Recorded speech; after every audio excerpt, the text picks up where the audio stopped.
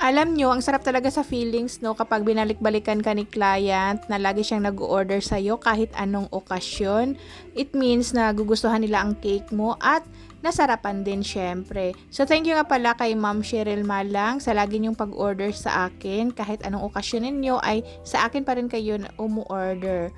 Ang gamit kong pang detailed sa ating cake ay itong ating rolled fondant. So, inuna ko munang pag-prepare nito para maset na siya, tumigas na siya before tayo mag-decorate at mag-frosting sa ating cake.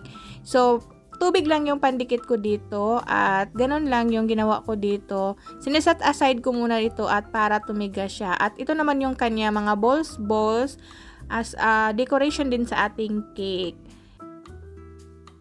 So, ang cake base natin, so obvious naman, moist chocolate cake. At naglagay ako dito ng frosting na pang filling ko dito. At naglagay din ako dyan sa ilalim ng caramel frosting para meron siyang filling. At yummy talaga itong ating cake. Kaya binalik-balikan itong ating cake, syempre.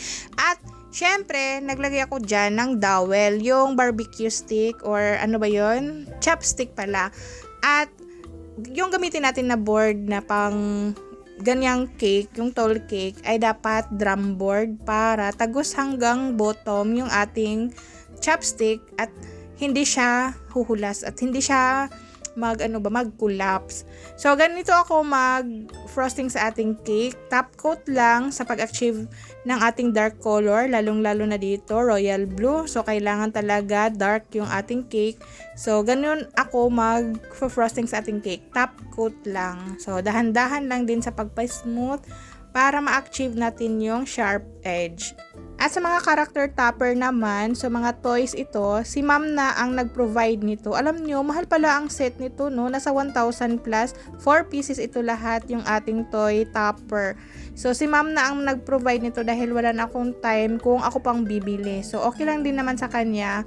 Binigay niya lang sa akin, then ako na ang nag-decorate. At ang ginamit kong pandikit dito sa ating stick ay chocolate bar. So, nagmelt ako ng chocolate bar, then niref ko siya para tumigas at didikit talaga yung ating chocolate bar sa ating mga toys at dito din sa ating drum.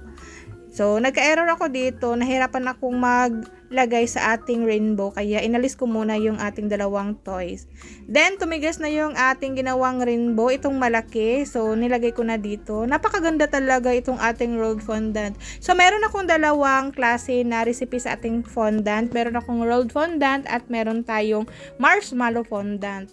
So, napakadali lang nitong gawin kung gagawa tayo ng from scratch. So, join na kayo sa ating private group sa ating fondant class. Murang-mura lang yung ating mga tutorial group ha, 150 pesos lang yung ating registration. So, kung mag-join kayo, i-PM lang ako.